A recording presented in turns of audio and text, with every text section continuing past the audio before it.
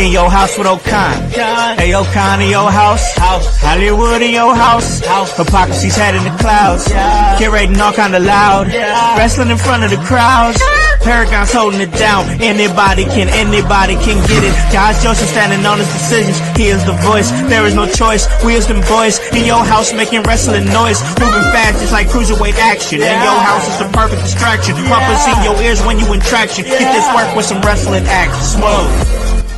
What is up, guys? What's cracking? It's the Com Man, and I'm in your house. And you guys already know what we do. Let's give y'all that work when it comes to this professional wrestling business. And that is exactly what your boy is here to do. And let's talk wrestling. Now, it's Wednesday, and you guys know what that normally means. Normally that means that it's time for the Raw deal with Howse and O'Neal. But right now, it is just Howse. Annie O'Neal has had some things moving, been busy, which is quite all right, because that gives me an opportunity to bring back, for one time, the solo shot. This is a one-time deal, y'all, all right? When we get the amazing, divinely designed Annie O'Neal back, you already know it's going to be a movie. But, real life be happening, and she's a busy woman. She's always got something moving. She don't play games about what she's doing. Everything with her is always about motion. Everything with her is always about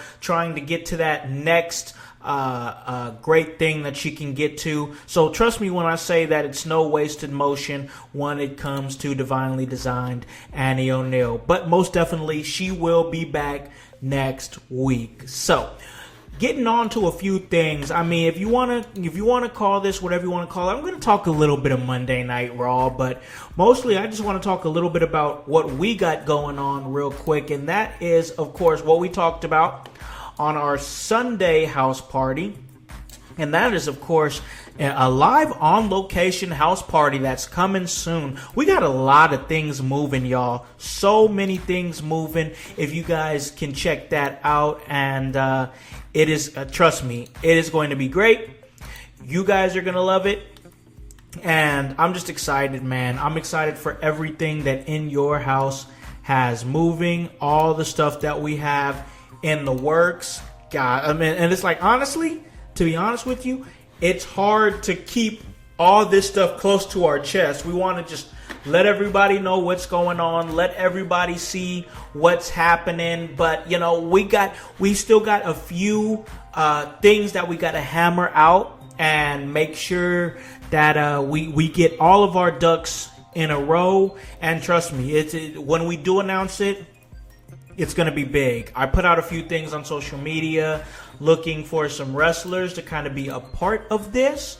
And I think that we've got a lot of great support. I really do. I think we've got a lot of great support from many different wrestlers, many different wrestling promotions in the area. Very, very exciting for, once again, what is going to be our on-location house party. And this is going to be one of the biggest things that In Your House has ever done. So very exciting times for In Your House. But I want to make sure that we're putting out some content here because there's a lot of things happening, a lot of things moving that needs to be talked about. And most definitely we're going to talk about it right here. Absolutely. So we got some great action in the chat here. Of course, my producer, Hypocrisy Jones, he's in there saying he's ready to get it. We got the voice, Josh Joseph, who had an incredible episode of Window Lickers this past Monday with Grun, telling you that this is going to be epic. We got our guy, Roger. He's saying he's looking forward to this house party. Most definitely. Hopefully we can get Big Raj in there for that because this is going to be huge. Well, once again, we got to keep things close to our chest, but once we do announce it on September 15th, which is the plan, September 15th, house party. That's when we're going to be announcing this thing. So we want you guys to be a part of that episode, and then we want you to be a part of this on-location house party that we're going to be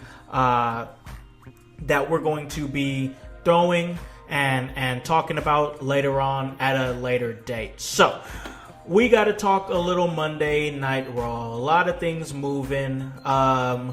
And this episode overall was a little bit faster paced than last week. Not saying last week was bad, y'all. I'm not saying that it was bad. You gotta have those slow motion shows. This one just moved a little bit quicker.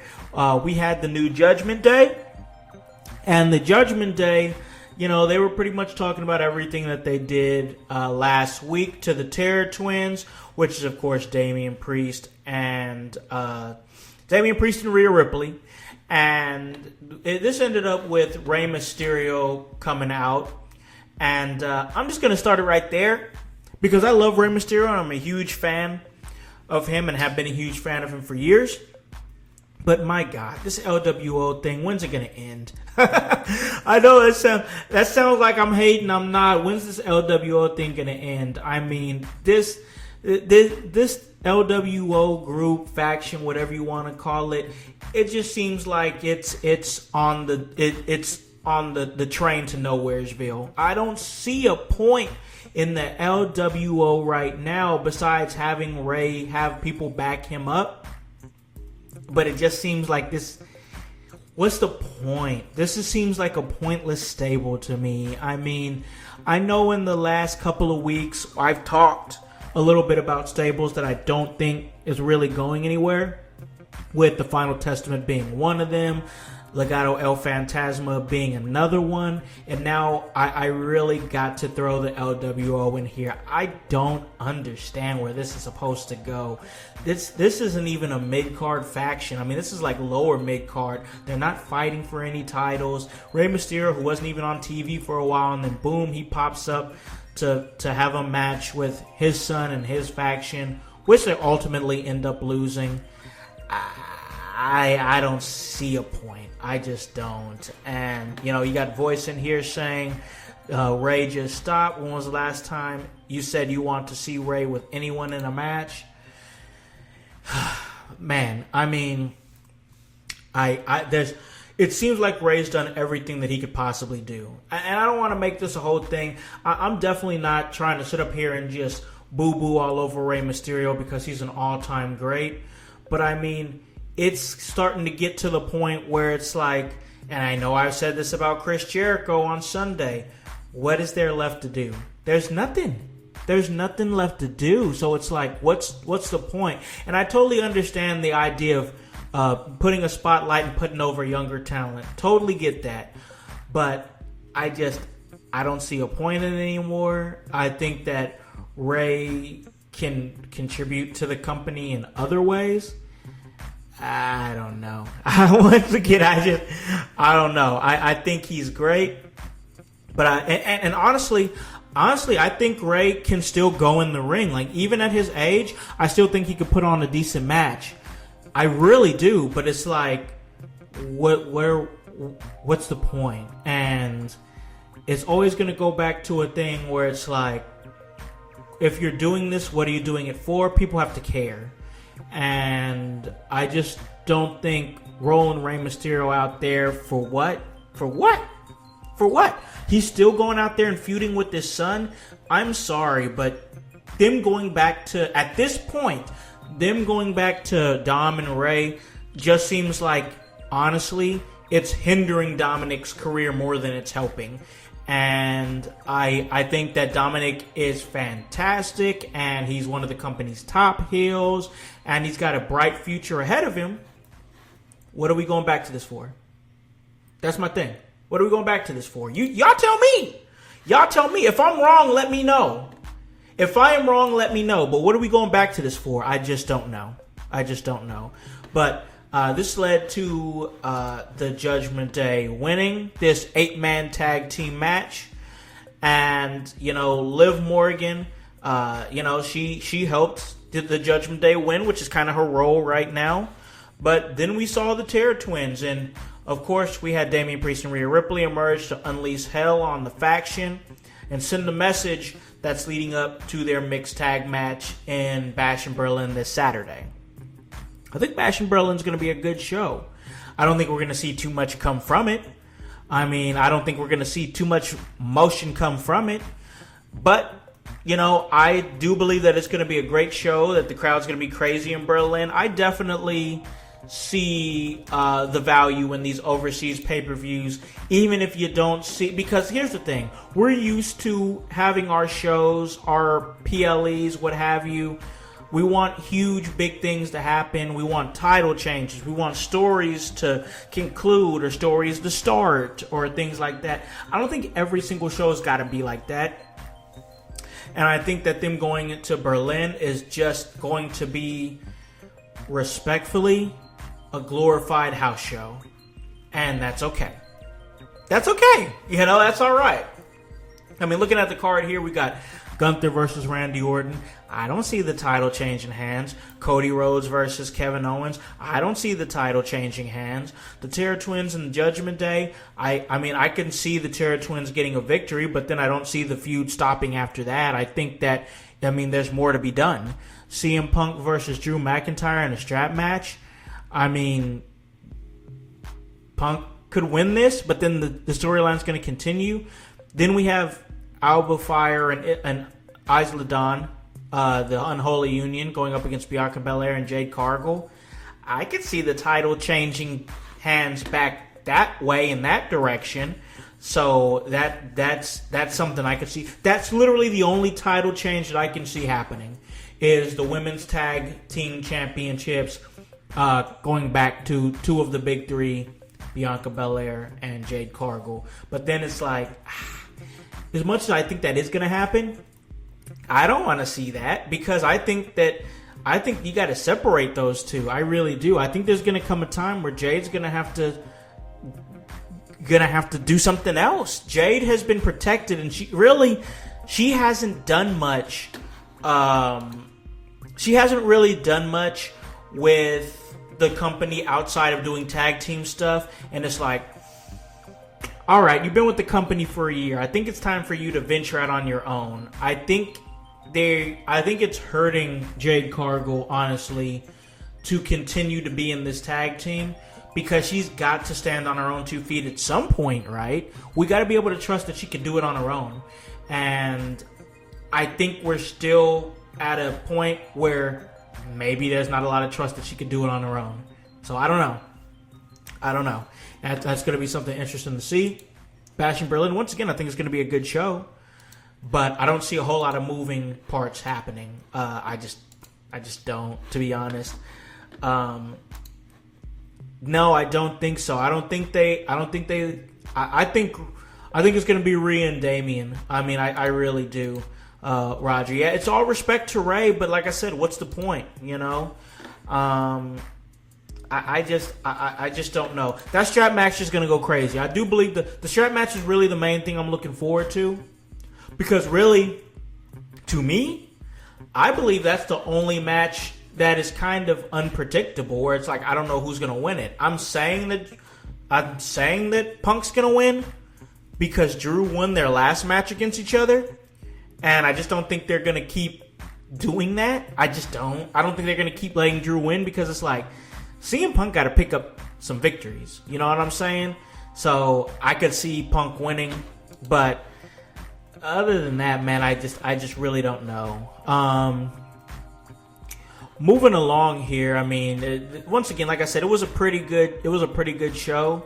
CM Punk, was punishing Drew McIntyre with the strap before the strap match ahead of WWE Bash in Berlin, and I'm always going to go back to the point where it's like, I honestly, truthfully, this feud's been great. They've been doing it for over a year. Well, a little bit less than a year. It's pushing a year, because Punk didn't even get back with the company until November. So it's getting close to that time. I mean, it obviously it's been a while, but I want to see Punk feud with somebody else, to be honest. I really do. I want to see Punk feud with somebody else. There's so many different situations that you can put Punk in, and they just keep putting him with Drew McIntyre. And once again, the feud's been great. Not saying the feud's been bad. Don't take it that I'm saying the feud's been bad. It's been great. But we're wasting what could be the last few years of CM Punk. I'm not saying he's close to retirement. I'm not saying he needs to retire. all I'm saying is that there's so many different dream match scenarios that you could put out there for CM Punk, and every single day that goes by, every single solitary day and show that goes by, we're missing an opportunity to see Punk mix it up with different talents. We're missing opportunities of seeing him mix it up with like Gunther or maybe Cody Rhodes, you know what I'm saying, or Damian Priest, or and these are just names I'm spitballing, guys. I'm spitballing, but there's just different situations that we can do with Punk, and we keep like Roger said, like we could see Punk versus Seth. We haven't done that. Punk versus Roman Reigns, if they can pull him away from that bloodline situation, which that's not happening anytime soon. He's not getting pulled out of that bloodline situation anytime soon. We know that's lasting for a while. But I'm just saying that respectfully, Punk is not getting any younger. All right, we all know it. We all see it. I mean, Punk's best days were possibly 2011, 2012. And in the last couple of years, he's been dealing with injuries, whether it be in AEW or WWE. He's starting to get to a point where it's looking like he's made out of glass, man. And I'm a Punk fan. But I'm just saying that you can't squeeze blood out of a turnip. And it seems like that's what they're trying to do with this feud with Punk and Drew McIntyre. And honestly, truthfully, Drew McIntyre's done so good for himself. I want to see him do something else. I want to see him go with somebody else other than Punk. I mean, this man not only has carried the company through the pandemic era, but also has carried a feud with the man that's been injured for like a lot of this year. And we're already about to be in September, folks. So, like, once again, I know that we're like, oh, let things breathe. Storylines gotta, we like long-term storytelling, but it's like, sometimes we gotta kick out of these situations and see something else. And I think that's kind of, for me, personally, what I want to see with Punk and Drew. I want to see these guys away from each other. Maybe after Bad Blood, if they do a Hell in a Cell match or something. I kind of want to see that. So, I mean, let's hope that happens. I do. I hope they do that. I hope they do a Hell in a Cell match at Bad Blood. Blow this thing off, man. Blow this thing off, because, like, it's been a good feud. I know I keep saying that because I know some of y'all, not all of y'all, but a very small, minute of y'all that might listen to this might twist my words up and say that I'm saying this feud is trash or something like that. I'm not saying that. I'm just saying that, like, it's been pushing a year. It might be time to do something else. That's all I'm saying. And with that being said, I thought I was doing a solo shot, but it doesn't seem like I am, because I got my producer of the show here. He's jumping in real quick with me, and that's, of course, Hypocrisy Jones. What is up, bro? What is up, household? You know how I be. It's always Smokey in Hypadelphia, and I'm always ready to jump in and help out and be a part of that household whenever I can, bro. Hey, we appreciate it, man. Appreciate you coming in. So I was talking some Monday Night Raw. I was really digging a little bit deeper into the Seth Rollins, not Seth Rollins, I'm sorry, CM Punk and Drew McIntyre feud. And once again, where I'm saying it's been great, I think that we only got a couple of more possible months out of this before it's like, all right, this feud they need to separate away from each other. Well, I mean, I think you're finally coming around to what I've been saying for a really long time, is that, one, Drew McIntyre has been right this entire time.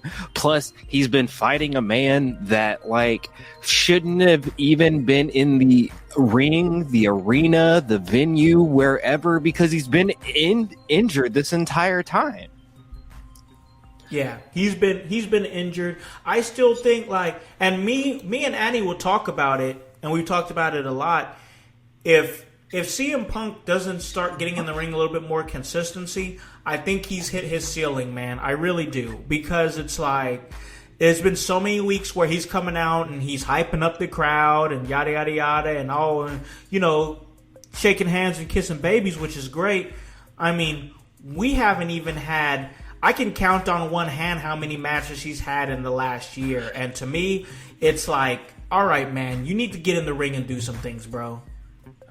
Yeah, I absolutely agree, but we're getting that, right? Like we just got an amazing match between he and Drew McIntyre with Seth Rollins as a special guest referee that caused so many twists and turns and it extended this story that now we're getting a strap match. Now, I don't know, like, I know the internet is really like crazy about this strap match thing because they think like touching four corners is stupid, but like, I like this, man. I'm not mad at this. And now I know I've been a CM Punk hater of sorts because, like, you know, I don't think injured people should be competing or like jumping people from behind. But like at the same time, I've been invested in what CM Punk has been doing, and I can see how he adds value to the WWE as a whole.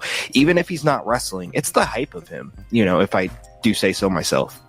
Yeah, most definitely. No, you're right. There's definitely the hype of him for sure. But what I'm saying is like beyond this strap match, beyond whatever they do in Bad Blood, if anything happens, at that point, this isn't me saying I don't want to see the strap match. This isn't me saying that the feud is exhausted right now. I'm saying that if they don't blow it off in a couple of months, at that point, the feud will be exhausted. Because CM Punk, he don't got a whole lot of years left in him, and there's a whole roster of talent that I'm sure is wanting to feud with him, and he's been stuck in this feud with Drew McIntyre. I just think there's more to be done. We're not there yet, but in a couple of months, that conversation is going to get more and more serious.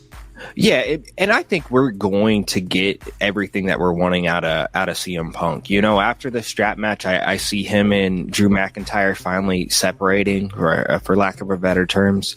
And then possibly, I hope we'll see a continuation of CM Punk and Seth Rollins, and then that will bleed down into a lot of the other roster. I know CM Punk is slated to appear at NXT when they debut on the CW in October. Their debut episode is going to be in Chicago, so maybe, you know, I know he's going to be there to hype up the crowd and everything, but as well, maybe we'll see him challenge or see someone challenge the one CM Punk, maybe like a Noam Dar, or maybe maybe the Don, or the you know, maybe somebody from the Page, maybe. Yeah, Ethan Page would be good. Even somebody from the No Quarter Catch crew. I could see some different things happening. Yeah. I like what Voice is saying here. Like, I hope they move forward after this. Drew has so much to do. That's my point, man. That's my whole point, is that, like, Drew McIntyre has really carried this feud, and it's gotten to a point. I mean, he's made a feud with the injured guy one of the best stories that's going on Monday Night Raw. And of course, he's not injured anymore, but in that time, that was very much the conversation, you know. And I just think that Drew McIntyre, sooner rather than later, is going to get back in that World Heavyweight Championship conversation after this is said and done. But we just got to get there, because I think that both of these guys being stuck to each other the way they are right now, once again, not now, but in a couple of months, we're going to be like, all right, this is tired. You know what I'm saying? Yeah. No, I definitely agree with you, and I can definitely see that. But honestly, I think we're in okay hands with Triple H. I think he knows what he's doing there. I think we're gonna see that separation here soon, and we'll see both men go on to different things. If it's me, I'm putting I could see Drew McIntyre heavily entering that World Heavyweight Championship. You know, contingent or world, something between he and Gunther might be pretty good. Yeah. But maybe we have to see a turn in Drew before this. But like, I can see good things, great things actually, coming ahead for Drew McIntyre because of this feud. Yeah, I most definitely agree with that. Just because he's to me, in my eyes, he's received really high marks for me as far as what he's done in this last year to keep himself relevant and keep that feud relevant. So, yeah, it's just going to be a matter of time where it's like, once again, not now, but in a couple of months, got to separate. So I want to move on and talk a little bit of Intercontinental title number one contender tournament. And we had a couple of great triple threat matches that I believe is going to lead to a fatal four-way. The tourney's spicy, huh? Oh, yeah. Jey Uso defeated Kofi Kingston and Karrion Kross. He's now in that conversation for the Intercontinental Championship match after defeating both those men. So let's talk about Jey Uso for a little bit, because Jey Uso's been on an interesting trajectory, and I think that he's been the topic of conversation in a lot of different ways, and mainly because he's main event Jey Uso, but he's a main event guy that doesn't win any main events. So I think that people want to see him win that singles title. I also think there's an equal amount of people that think that he needs to go back to being a tag team guy. They don't think that he's that guy. They think that he's just his entrance and no more than that. I don't necessarily agree with that. I don't think he's just an entrance. I think that he's proved over the years that he can be a main event guy. I mean, for the last 4 years, he's been putting out great matches. But that also speaks to the typical wrestling fan that it has a very short memory. They don't remember what he did in the last 4 years. They just remember what he's been doing now. I don't know if you know this, Con, but main event is literally in his name. Yeah, it's main event Jey Uso. Yeah, how's he not a main event guy? His name is main event. I don't know. I think the problem is he can be in a main event. He can give you a main event, but he can't win a main event. And I think that's the thing right there, because he's had world title opportunities, he's had Intercontinental title opportunities, and King of the Ring opportunities. He just can't get over that hump. I think there's a real serious conversation that needs to be had. And like, one thing that I want to highlight, I don't want to get too deep into this just because we're talking Monday Night Raw, but like, in my eyes, honestly, I don't think his daddy's doing him any favors. I just really don't. I mean, I was hoping we was about to talk about that, because, like, Rikishi out there just saying stuff. I wish he would stick to Hulk Hogan disses and leave his sons alone right now, other than producing more, which I don't know if that's physically possible, but like, I mean, just focus on who's not in yet. Get them in. You know what you got to do, man. But, okay, here's my thing with Jey Uso. We all know, without a shadow of a doubt, that, like, my man is about to go back to a tag team situation, or at least a team situation, because the writing's all over the walls. Right. Yeah. The writing is all over the walls, and if he's not involved in that, then that's weird booking and storytelling. But beyond that, man, he's gonna come back to a singles title reign, bro. Like, there's no way that they don't. I don't think that they overextend the tag team thing. I think once the Bloodline Civil War happens, and like all is said and done, and whoever's raised hands as victor, then we'll see everybody kind of split back off and do their own thing. I mean, we'll probably see Roman leave for a while. We'll probably see Jimmy hopefully do something to change his status, his character in the company, and then we'll probably see Jey like continue this dominance that he's actually been having on this as a singles competitor, because although he has had losses, he has had some very big wins, to ultimately lead to some losses. But like, I mean, I think he's fine. Yeah, I think that we need to see Jey Uso for what he is, which is somebody who could be in the main event. You know what I'm saying? But right. I don't know if he's the guy. You know what I'm saying? And I think that's the conversation that people are having, and that's confusing them, especially with the main event moniker, is he the guy? And I feel like that once again, I just really feel like, and I've worked with Rikishi on more than one occasion. I've been in locker rooms with Rikishi. I know how that man is. I don't dare speak on, some of the things with his ego and stuff like that. But like, I know he's just looking out for his kid. You know what I'm saying? And he wants what's best for his kid. And at the end of the day, that's what we all want.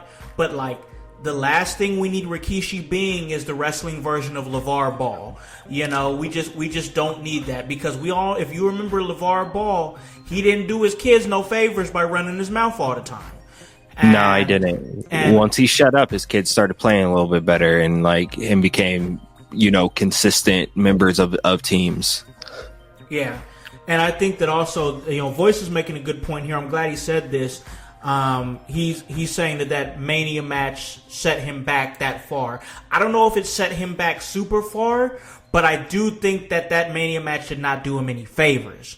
Because it's that part. Like I think about the match they had and the anticipation that a lot of people, including myself, had on that match, and actually sitting down and watching that match, because you were at my house when we watched that match. You were with me. You know what I'm saying? And we had one of my buddies who's not a big time wrestling fan. He's a wrestling fan, but not like he don't watch weekly and stuff like that. And that's my buddy Blake. And he came over, and first thing he said after that match was whack.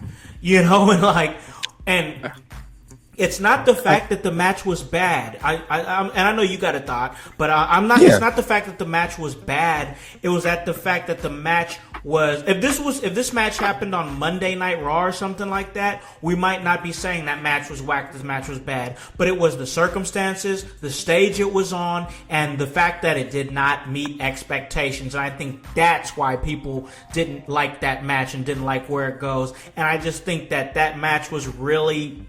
It really was a situation where we had to reevaluate how we saw both Jimmy and Jay. Yeah, absolutely. I mean, I'm gonna lean to the side of that match was restricted due to time.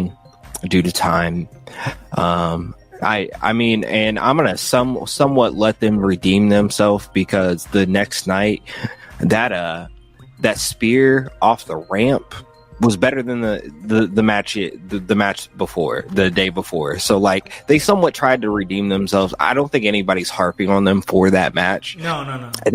I think there was a timing issue, and like I've forgotten that match more than I'm trying to remember what was wrong with it, to be honest. Like, but let me stop you there, because what you just said was in itself the problem. Yes, you don't remember what was wrong with that match, but you also said you don't remember that match, and that in itself is the problem. Oof, yeah, no, you got me there. I remember there was a match, and I remember Jay won, and I could probably disagree with that booking in itself, but yeah, you're right. Maybe that is a problem. It wasn't memorable, and that in itself is the issue. But Jay does move on to win and get a step closer to the Intercontinental Championship, which is a title that a lot of people think in their mind is a right fit for him, with where he's at. And who am I to say that it's not? It could be a good fit for him, but on the flip side of things, where he won his triple threat match, we also had another triple threat match there, Hype, and that was The Miz, Xavier Woods, and Pete Dunne, which saw Pete Dunne winning. And I know. I want to have a conversation about Pete Dunne, because we are seeing Pete Dunne start to rise a little bit. You know what I'm saying? We're seeing Pete Dunne start to find his footing again, and I think that's exactly what we need. And I don't want to harp on this too much, but this is what goes to show you. This goes to show you that, especially in this current regime, this current WWE regime that has Triple H at the helm of it, if they like you, they're gonna keep trying to make you work. And I think that's exactly what we're seeing with Pete Dunne. We're also seeing it with the Street Profits over on Friday Night SmackDown.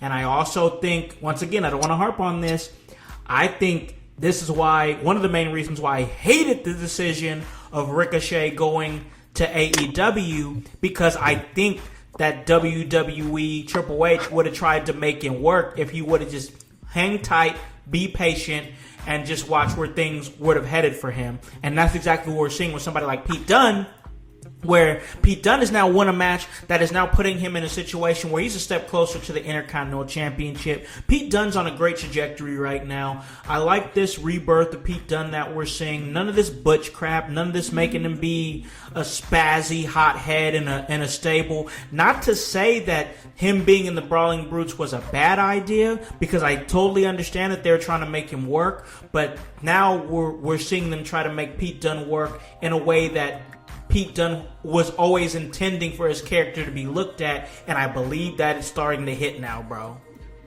Well, I know we've moved on from Jey Uso, but like if we look at both Pete Dunne and a Jey Uso, we can realize that one, in this regime, wins and losses, although they matter, they matter both ways, because you can bounce back as fast as you fall, if that makes sense. We saw Pete Dunne lose in a match last week against Sheamus, right? Just to pick up this win in this triple threat for a chance to win, chance at the Intercontinental title. We seen Pete Dunne, in NXT pick up a big win over Trick Williams and have a feud continuing with him during this time, man. They will definitely use you. And the parallel is Jey Uso. No one stopped using Jey Uso in any capacity, man. And he's getting title shot opportunity after title shot opportunity, and he's keeping him in those mix. So like I like I like what's happening right now, and it's kind of funny that you brought up Ricochet, and I hope that like he doesn't see this and think we're talking negatively about him or his company that he is currently signed to right now. But man, like I just think that like they set him up in his when in his exit to bring him back in the best way possible, that because I think they had a plan with Braun winning this Intercontinental title, and I could have saw Ricochet coming out of this, coming back, re-signing, having a short absence, and then coming back and beating Braun for the Intercontinental title, surpassing knocking stuff down here, surpassing even Jey Uso in getting that title win, man. But like, here we are. I don't want to harp on the Ricochet thing, because I think he's in his feels about it, and I don't want him necessarily in the comments like that. I want him in the comments but not like that. You know what I mean? Not like he's been on X. He's been a mess on X, bro. I feel like he was waiting to go in like he went in last couple of days. I feel like he was waiting on that. Yeah, Broly's been wilding, bro. So like, and probably just needs to put the phone down. He blamed it on a 10-hour flight, but like, I didn't even know the Wi-Fi in these planes must be crazy, bro. Oh yeah, they got Wi-Fi in those planes, bro. It's real. Just chill. It's real. Watch a movie. Watch the Switch, movie, bro. Do something. Right. I don't know, man. Like I said, I've always, and once again, I'm not going to sit up here and harp on Ricochet, but since we talked about it, I've always loved Ricochet, and I've always liked his demeanor. I've always thought he was a great talent, all that stuff. But like, man, what is it about these talents that once they go to AEW, they kind of adopt that like Tony Khan immature mindset. We see it with Mercedes Moné. We see it with Ricochet now, and it's just like, once again, I feel like he was waiting to pop off the way he's been popping off. And he probably won't even see this. And if he does, bro, I still respect you. I want you to know that. Like, you're a great in-ring competitor. You do awesome stuff. But brother, put that phone down, because you're sitting over here arguing with people for what? You know what I'm saying? Like, for what? And it's a bad look.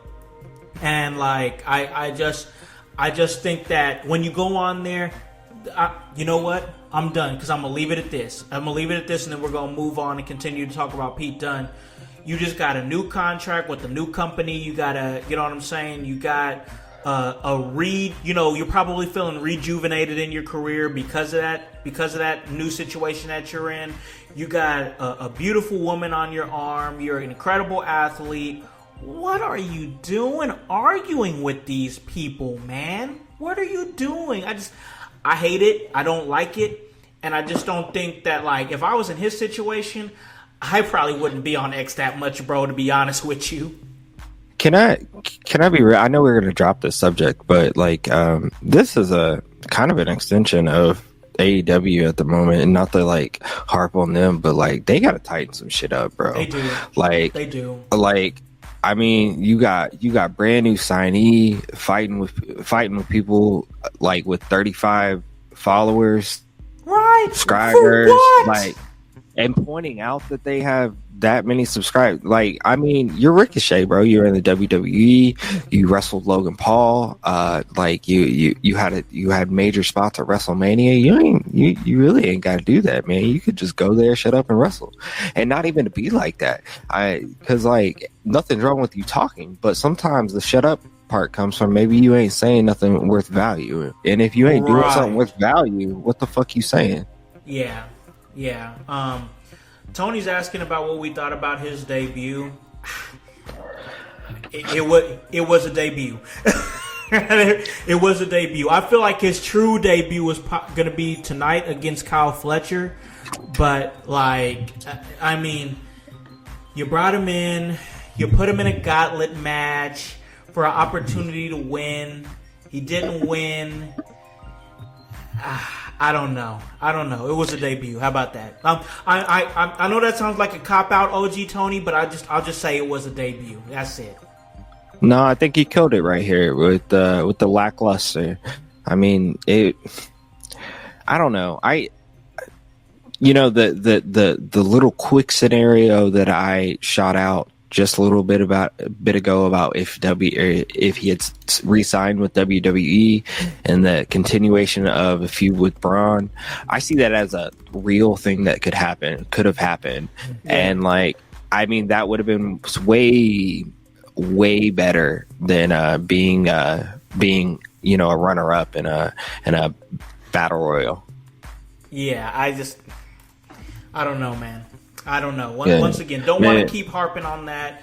We're once again happy for Pete Dunne. I love to see this reemergence of Pete Dunne and seeing everything that he's doing. It's good stuff. I'm enjoying it. And we're going to continue this conversation because we still have a few things to talk about. Randy Orton cut a promo leading up to his match this Saturday with Gunther. We had a great Attitude Era-esque segment with Big Bronson Reed. We still had our main event, the in-ring debut of Uncle Howdy up against Chad Gable. And we're going to talk about that. We're going to continue to talk about that. But before we do that, we're going to take a break, pay a few bills, and when we come back, we're going to continue our discussion on Monday Night Raw. A-N-I-S. Anus. Bam. 800 points. That's game. It's not how you spell anus.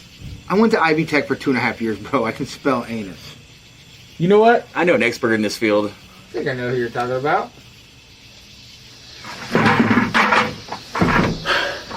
What are you guys doing? We gotta go play Harvest Fest. I'm in here getting all of our gear, and you guys are here playing Scrabble? Again? You know what, Maddie? You can settle this for us. Yeah. How do you spell anus? I'm not gonna settle another Scrabble discrepancy for you guys. That's the third time this week. Calm down, Maddie. Harvest Fest isn't until September 14th. Gates open at 4 p.m. Yeah. At the Miami Open Air Auditorium. Google for directions. Are you telling me that Harvest Fest X is not until September 14th? Featuring bands such as Dwarf Among Midgets, Forgotten Ashes, Tight Like a Tiger, GPD, Resonate, and Patron? September 14th? I'm hungry. Shut up! There's gonna be food at Harvest Fest. The lunch break's coming down, and they're gonna make delicious burgers! I'm not having fun anymore. Fun? You wanna have fun? Well, I got a doozy for you, because the Kokomo Press is coming out, and they're gonna have stand-up comedians. We're talking Sean D., Pierce Clott, Michael Howard, Greg Lindberg, Alexa Eden, Davey Moomaw, Jordan Granger, Jacob Harder, Brian Allen West, and Dan Alton. Say it, don't spray it.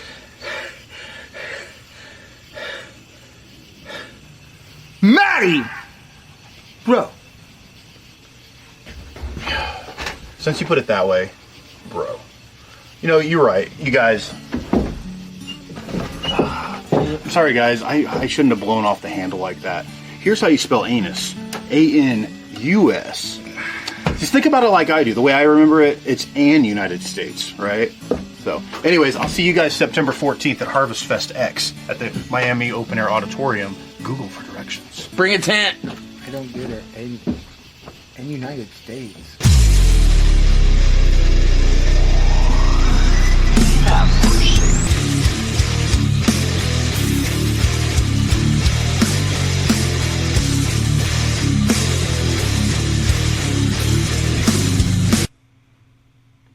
Hello everyone, it's the Pope Elijah Burke, founder and president of the Love Alive charity.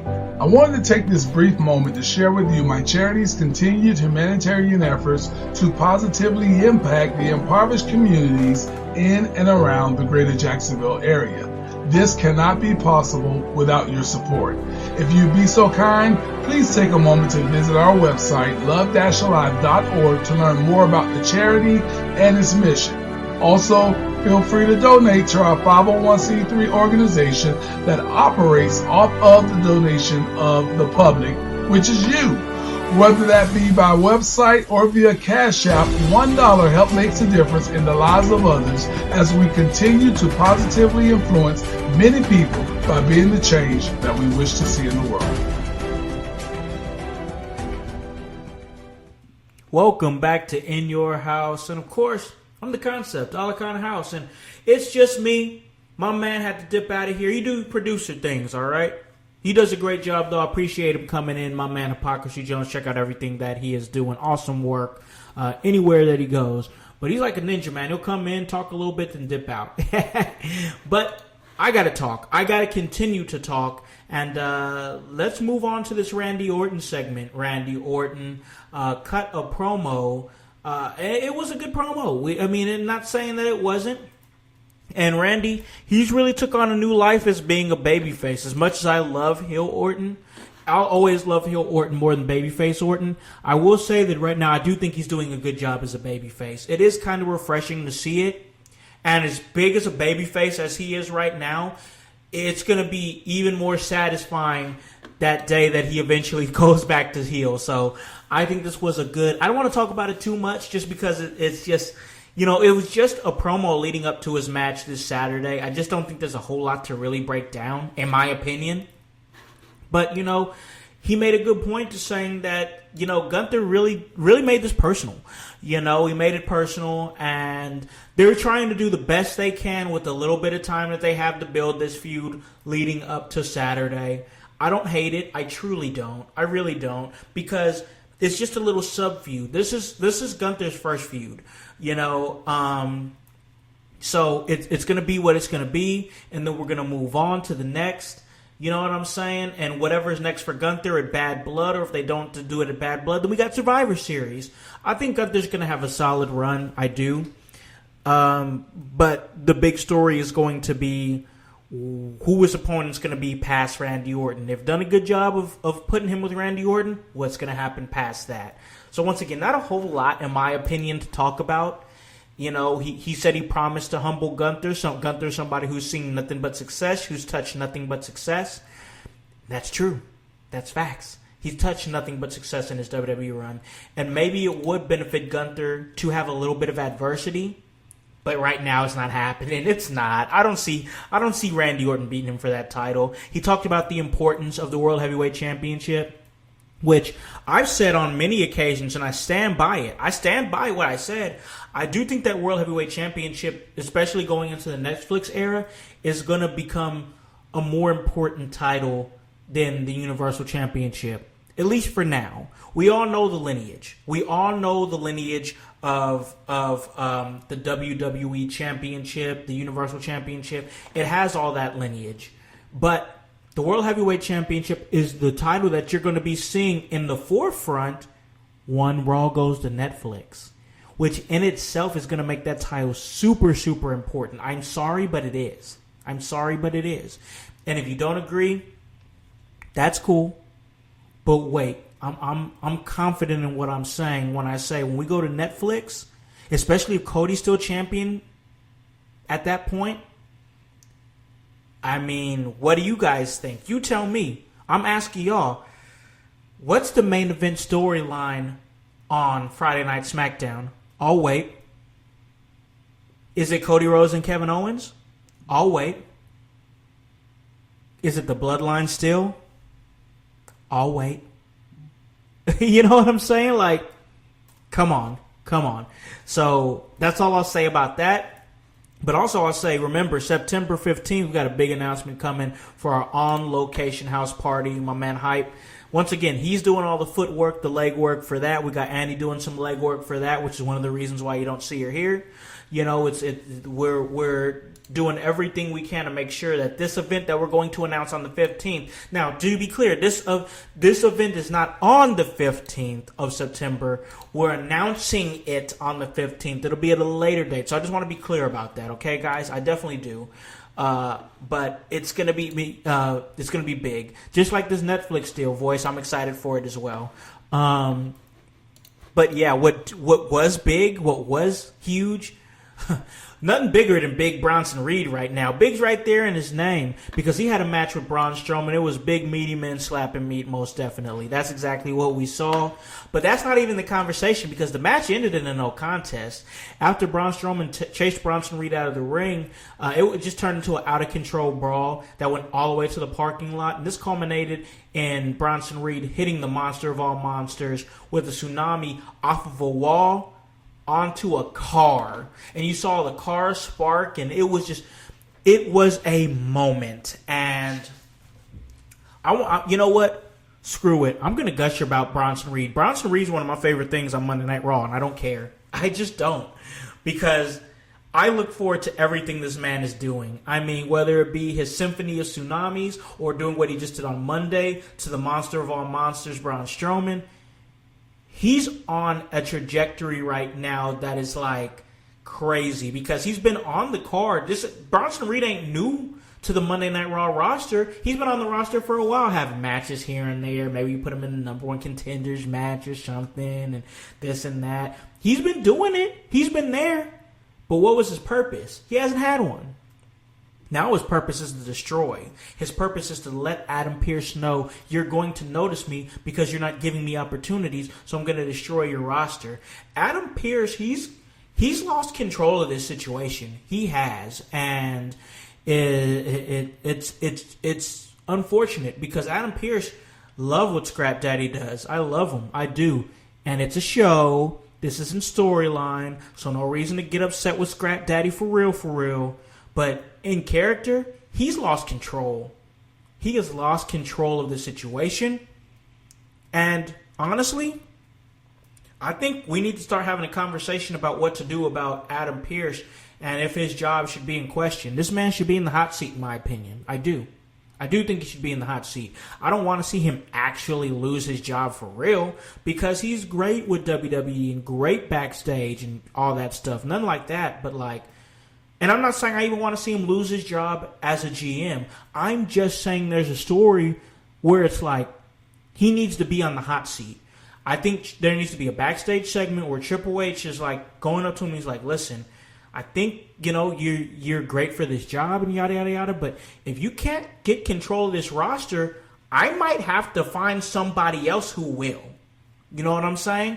That's all I'm saying. I don't want to see Adam Pearce for real lose his job with the WWE like out of storyline, like actually leave the company. I'm just saying there needs to be a conversation had where it's like, if you can't control your roster, I need to find somebody else who will. That's all I'm saying. That's it. So, I don't know. Bronson Reed has completely been out of control, and it is what it is. You know what I'm saying? It is what it is. I think that's a real conversation that needs to be had. Even if it leads to maybe Adam Pearce like getting a heavy or somebody who can enforce what he's want. I don't know. Whatever they do, I don't know the answer to that. But that's what I think is the Adam Pearce losing control of this. losing control of the roster is a storyline in itself. That's what I'm saying. You can build a storyline off of that. You know what I'm saying? And you know, and you know, OG Tony saying here, the top view that they showed after they came back from commercial break was great. I agree. This was giving Attitude Era, and you know, no matter what you thought about the Attitude Era, whether you thought that it was just, you know, Crash TV, or you know, most of it really wasn't good. We just or have rose-colored glasses. Remember what was good. You're right. A lot of it wasn't good. A lot of it was really crappy television. A lot of it was really crappy matches. But everybody had something. Everybody.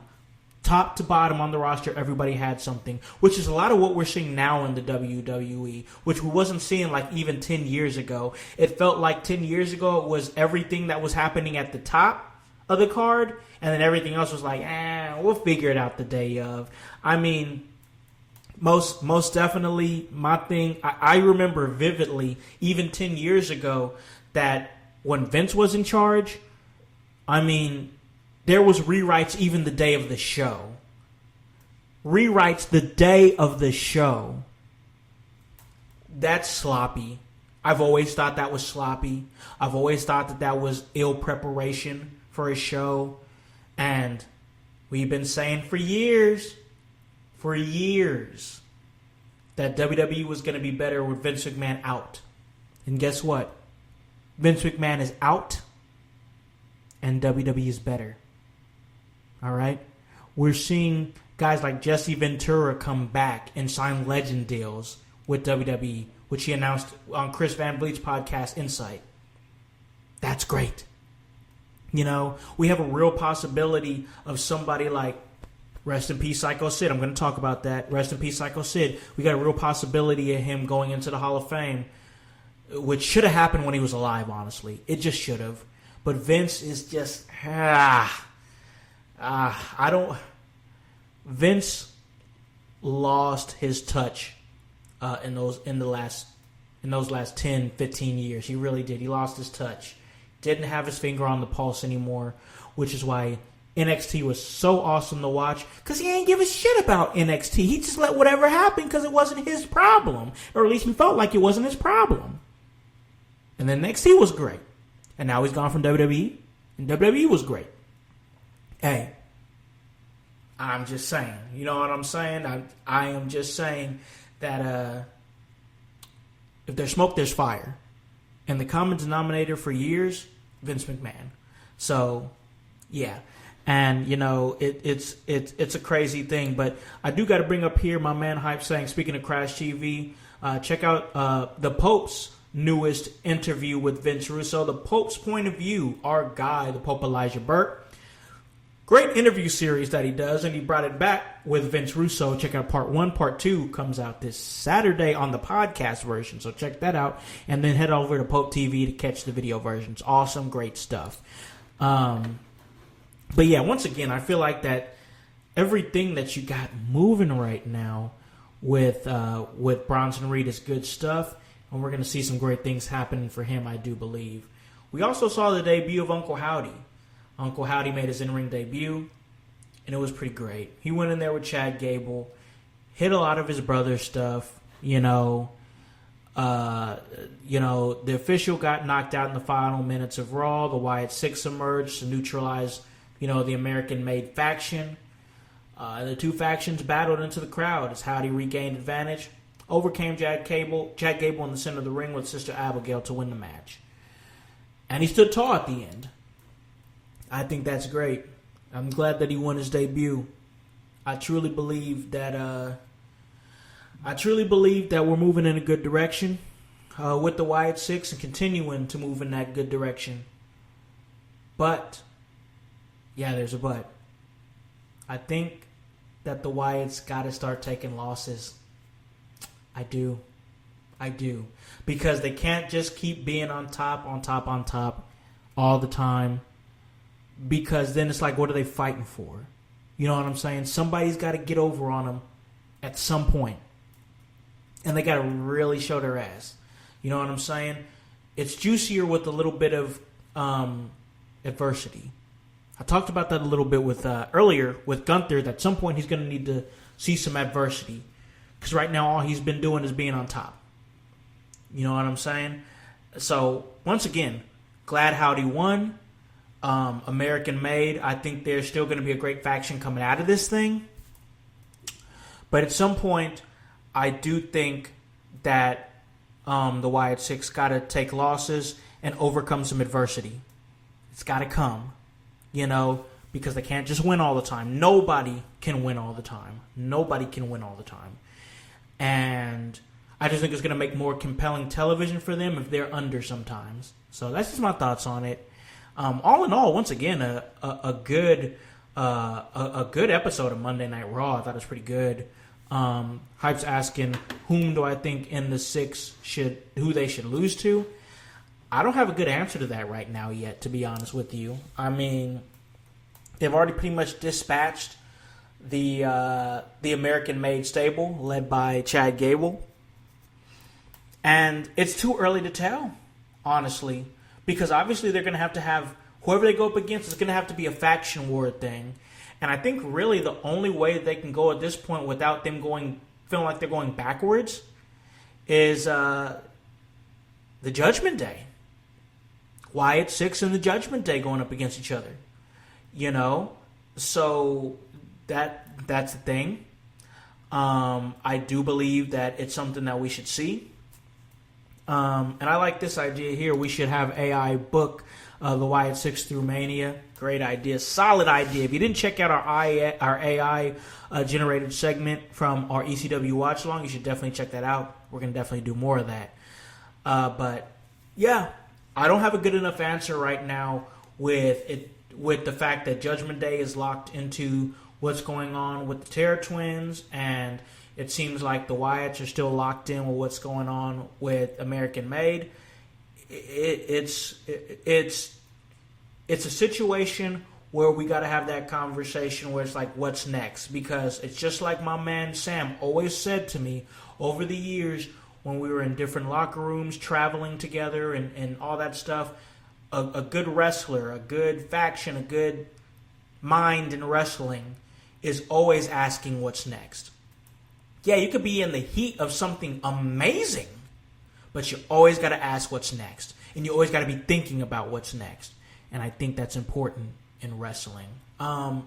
So, with that being said, I'd be remiss to not mention the passing of Psycho Sid Justice, Sid Vicious. I knew him prominently as Sid Vicious in WCW. That's where I saw a lot of him in my time when I was watching wrestling. Because when I first started, I was watching WCW. That was my first exposure to wrestling. Then I transitioned over to WWE. It stinks, man. It sucks. It really does. Because there was really no reason why this man shouldn't have been in the WWE Hall of Fame during his life. And I know that that's not the big thing here. I know. But it stinks because he's just he was a great talent. And he did so much great things over the years. So much awesome things over the years Sid Vicious did. And once again, a lot of the time that I saw him was in WCW as Sid Vicious. But he did a lot of great things. Former WWE champion, WWF. Former, WCW champion. I mean, he just did so much, you know. He was with WCW during his first run in 89 to 91. Then he was with the World Wrestling Federation from 91 to 92. And, he participated in the 1992 Royal Rumble match. And of course, if you remember the 1992 Royal Rumble match, the winner of that match ended up becoming the WWF champion, as that title was vacated at that time. He had a second run in 1993 with WCW, and then another run with the WWF from 95 to 97, where he bodyguarded for Shawn Michaels. He was part of the $1 Million Corporation. He was also a bodyguard for the Four Horsemen. I mean, he did so much. He did so much. And, I remember, he was billed by ring announcers as being from wherever he damn well pleases. And I just always remember his crazy eyes. You know what I'm saying? Crazy eyes, statuesque physique, great physique for a man of that size. Not saying that, he looked bad. He looked great. But this man was 6'9". Jeez, he was a big guy. And trust me, if you saw somebody like Psycho Sid Vicious out in a grocery store or a gas station, you would definitely be asking yourself, who is this guy and what does he do? Because he doesn't look like just any normal man. He had a very short run with Extreme Championship Wrestling in 1999, from January 99 to May 99, and feuded with the Dudley Boys, Skull Van Crush, and Just Incredible. He left ECW due to monetary problems plaguing the promotion. Of course, we all know about that. Then he had a third run in WCW from 1999 to 2001. And he had that very famous severe injury where he was scheduled to face Steiner in a match, main evented Sin in January 14, 2001. And, it was just a thing where he was coming off, he attempted a big boot, and he fractured his leg, suffered a leg fracture following a leap from the middle turnbuckle as he attempted a big boot. And this was on live television, ladies and gentlemen. The fracture was filmed during the event. It was too graphic for many TV stations to re-air, and Sid broke his left leg in half, snapping both his tibia and his fibula, with at least one of the bones breaking through the skin. Disgusting. He made appearances and returned to professional wrestling years later after that, but really didn't do much after that. He had one of the best power bombs in the business, in my eyes, in the eyes of many, many others. Two-time WCW World Heavyweight Champion, one-time WCW United States Heavyweight Champion, two-time WWF Champion. Rest in peace to Psycho Sid Udy. Once again, fantastic competitor, fantastic character. You definitely believe this man was a psychopath. But, I think what most people are going to remember him for, I don't want to say most people, I want to say his family will remember him for, is not succumbing to the business. I'm going to let that marinate for a second. Not succumbing to the business. Many of these men die far away from home. They die in a hotel room. They die from drug abuse. They try to exhaust many, many years of being in the business because they're addicted to the spotlight. I think one beautiful thing about Psycho Sid Vicious was that in his final years, he was not somebody that was addicted to the spotlight. He was not somebody that was, he's not somebody that was a pill popper or known as a pill popper or a drug head or anything like that well into his late years. He battled cancer and nobody knew about it. He quietly fought like a hero. And most importantly, he was there for his family. Many pictures I've seen of this man with his grandchildren, playing, watching him play sports, being there, holding his grandchildren, being a proud grandfather. And I think that means something. I do. I think that means a lot. Because a lot of these guys, they leave their families behind. And a lot of these guys don't understand family values, respectfully. I'm not taking a shot at wrestlers here. I'm just speaking the truth.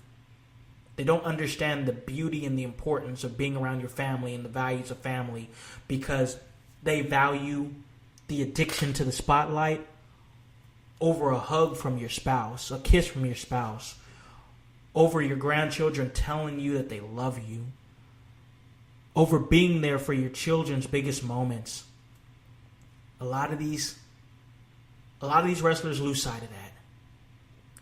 You know, and I don't think he did. He had the luxury of leaving us not drugged up in a hotel room thousands of miles away from his family, in his home, around the ones that he loved, the people he loved and the people that loved him. And damn it, I think that says something. I think that speaks volumes about the man that he was. Rest in peace, Psycho Sid Eudy. You'll be remembered for being a fantastic in-ring competitor and an even better family man. And, you know, there's no good segue out of that, so I'm not even going to try out of respect. I'm going to end this on that note. Follow me and my amazing team and everything that we do. Next week, Annie O'Neill will be back, and we're going to continue the Raw deal. Check out everything that my man Voice does. Does a great job on Mondays. We see him on Sundays as well on our Sunday House Party, but check out Window Lickers. Great stuff. Had one of the best episodes, in my personal opinion, this past Monday. Check out our ECW Watch Along, where we will be paying tribute to Psycho Sid. And yeah, that's going to be great. I'm excited for everything that we have planned for that, and The Voice has great stuff planned for that. Check out Grun's Room, where he talks SmackDown, gives you our SmackDown preview. Fantastic job. Check out everything that we're doing on our Sunday house parties. Great stuff. I'm proud of this team. Love this team. Proud of this team. And that just makes me, the whole Psycho Sid thing, just hug your loved ones, man. Hug them. Let them know that you love them. Love on your people, because you never know when that last day is coming. So yeah, you guys already know. Follow us, In Your House Podcast, In Your House Wrestling Podcast. And that's HOWSC. The W will always stand for work. So yeah, for The Voice, Josh Joseph, for Hypocrisy Jones, for Divinely Designed Danny O'Neill, for Grunmeister, for the world's most dangerous podcaster, Paragon. My name is Alakan, the Concept House, here to remind you to once again love on your people. Tell them, let them know you love them, and hop on this bandwagon. Get on, or get gone, because the household is still going mighty strong. You guys have a great day and a great rest of your week. Hey, I'll see you on Friday. Peace. Yeah. In your house with O'Con. Hey, O'Con in your house. Hollywood in your house. Hypocrisy's head in the clouds. Curating all kind of loud. Wrestling in front of the crowds.